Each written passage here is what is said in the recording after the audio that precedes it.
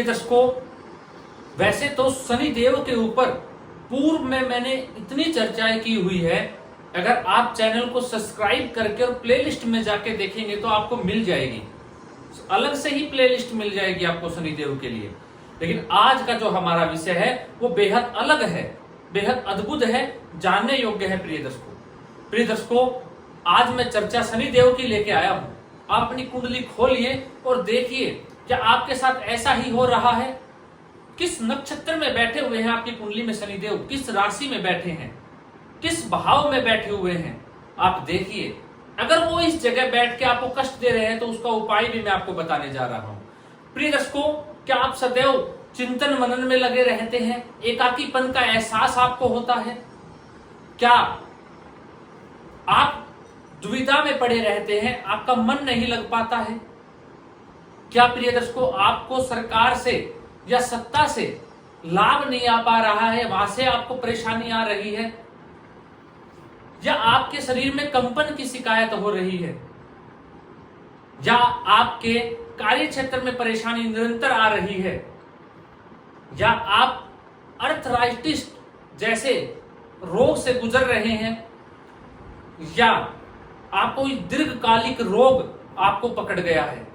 क्या आपकी कुंडली के अंदर शनि ग्रह पंचम भाव में बैठे हुए हैं, लगन में हैं, या अष्टम भाव में बैठे हुए हैं? या शनि और राहु की युति है क्या आपकी कुंडली के अंदर?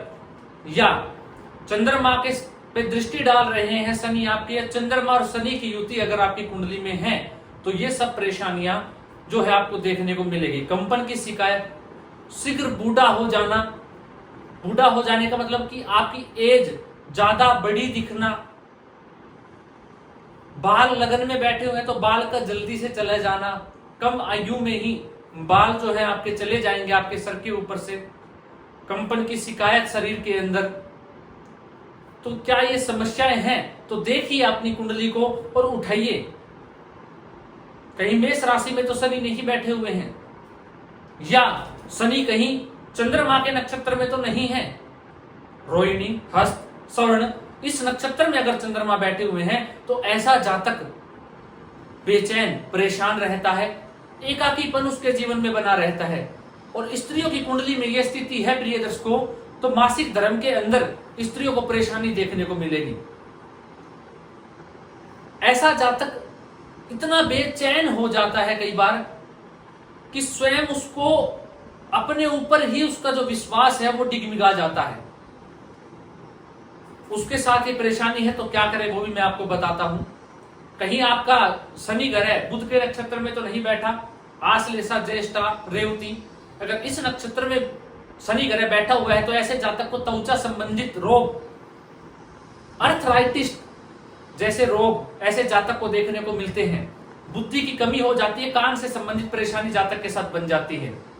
ऐसे जातक का विवेक काम करना बंद कर देता है, ज्यादा तेज ऐसे जातक का विवेक काम नहीं कर पाता है। प्रिय दर्शकों, वहीं ऐसे जातक का आत्मविश्वास भी धीरे धीरे बिल्कुल कमजोर होता चला जाता है।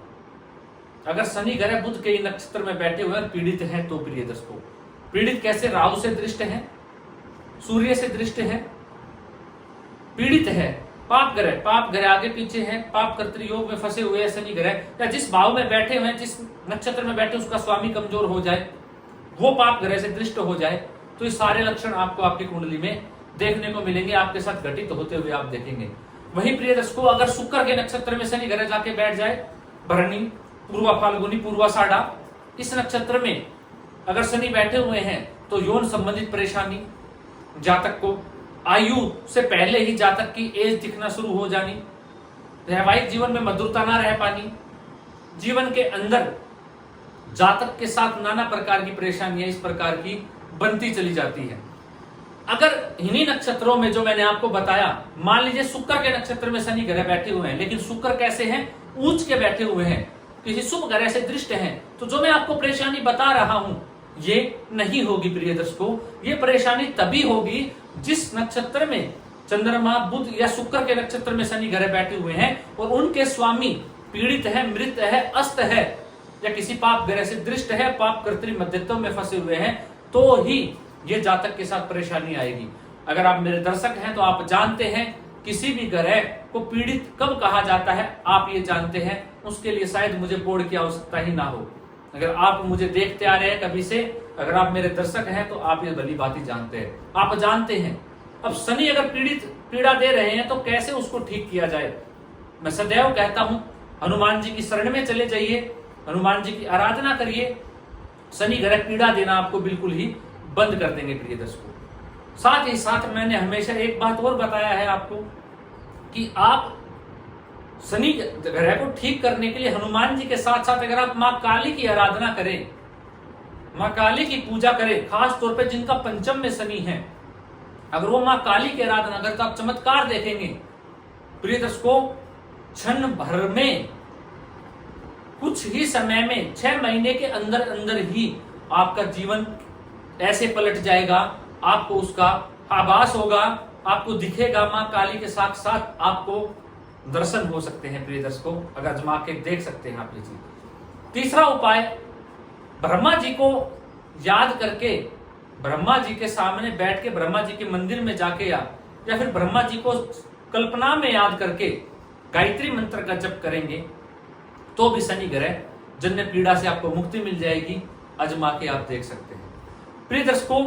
जो आज का विषय था ये ज्ञानवर्धक था, लेकिन काफी दर्शकों के ये समझ में नहीं आया होगा जिनको ज्योतिष में थोड़ा कम अध्ययन किया हुआ है ज्योतिष का, या जो ज्योतिष के बारे में थोड़ा कम जानते हैं। प्रिय दर्शकों, अगर आप नहीं जानते तो मेरे शुरुआत से कार्यक्रम देखिए, आप जान जाएंगे और जानने के बाद आपको इतने आनंद की अनुभूति होगी जो आज का ये कार्यक्रम था जो मैंने किया है आप लोगों के लिए। आज के लिए इतना ही। आने वाले जो 2 कार्यक्रम होंगे मैं उनमें कुछ आपको जबरदस्त जानकारी देने जा रहा हूं। मिलते हैं अगले कार्यक्रम के अंदर। आज के लिए इतना ही।